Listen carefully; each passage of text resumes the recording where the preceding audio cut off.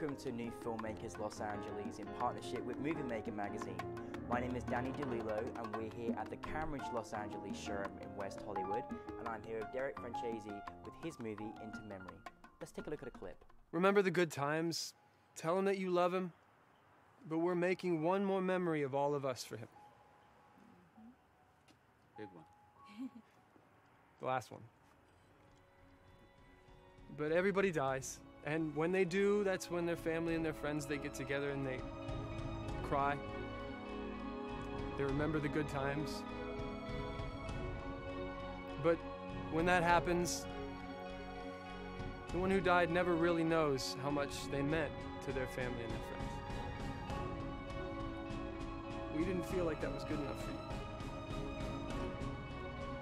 And that's why we're all here right now, to send you out the way that you should be sent. With all of us drinking to you. We all love you so much, man, and we are better for knowing you. Here's to Dan. Derek, it's awesome to have you here today. Thank you for coming down. Yeah, of course. Tell us a brief synopsis of your film Into Memory.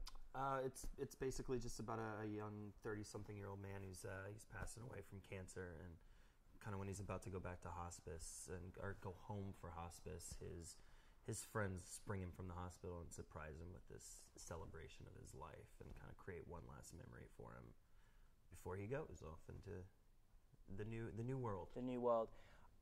From the moment I began watching your film, I was just immediately struck by the characters. Like I felt something for them. You know, the story was very powerful from the get-go, and for those who haven't seen it, you know, you have to watch it. Where was your inspiration for this story? It kind of came from, I had a very, very close friend who was diagnosed with stage 4 non-Hodgkin's lymphoma, and the treatment for that is it's just brutal. I mean, you're just poisoning your body, and it was very, very difficult on her. And I just, you know, you start to realize that you don't really know how to talk to people about how they're feeling and what they want, and that if she did pass away, there were so many things that were left unsaid that I really wanted to say to this person, and then it just made me think about, you know, how many people pass away, and we sit at these funerals or these memorials and we say all these wonderful things about people, but they never heard it. Yeah. And so it just kind of was like, well, what if we invite somebody to their own funeral and do it that way and make it kind of pretty in that aspect? It was, I mean, that was just an incredible story to do. I mean, everyone talks about what would my funeral be like? What would it be like? Would people care about me? But all those emotions that kind of come through. But you know, I obviously the style was very gentle. I almost felt like I was experiencing it myself through his eyes. Was that something you kind of wanted to do for your audience? I wanted it to feel as close and personal as possible, and you know, just keep it as natural and just flow with it. And we did, you know, the way we did it with the lighting for that was, I mean, we just came in a few hours earlier and just hung lights everywhere so that once we got into it, we could just let everybody have a good time, and we didn't have to stop for anything, really. I was really struck by how great your cast was. They all just seemed like they were friends for many, many years. Right. How did you come about the cast? So I had known a few of them from working with them in the past, and basically the way that we cast it is I just did this casting. I had a casting director, and we would sit people down, and like the first 15-20 minutes I just brought people in and we just talked, and that was really one of the ways that I wanted to cast it, is who was just natural friends and could kind of just have a good time together. So the majority of the audition process, people had no idea they were auditioning, and then I was just like, cool. That's wonderful. I mean, it showed that on camera. And how do you explain to your lead? You know, you're playing quite a heavy role. It's quite a role to undertake, isn't it? It was, you know, but he got it. It was when he came in. It was so weird how he came in.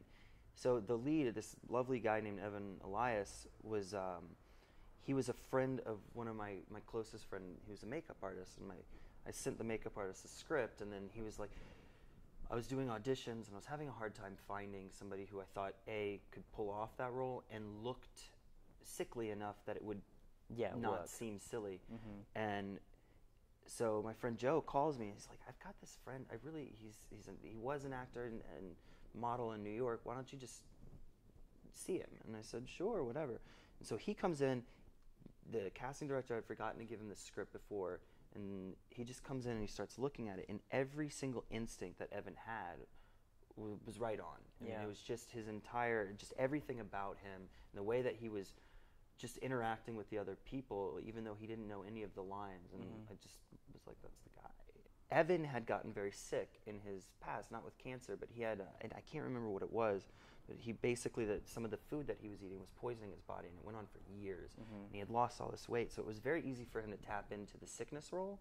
And then just talking to people about, we created this environment where I just wanted him to sit down and just act tired, and everybody else kind of do everything around him, and he would just kind of react to it. And so explaining that sickness thing really wasn't that difficult.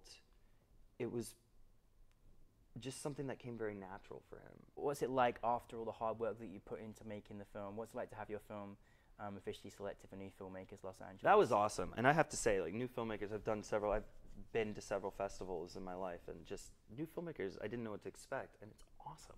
It's awesome, guys. I was That's so good. Pleased. It was the best block of films that we've screened with, and the other filmmakers were lovely. It was awesome. I love New Filmmakers. I think I'm blushing. That's beautiful. Yeah. No, well, I'm glad it was. We have got. It was a wonderful selection, including yours. And so, what's next for your journey now? I'm not really sure as far as there's some other festivals I'm talking to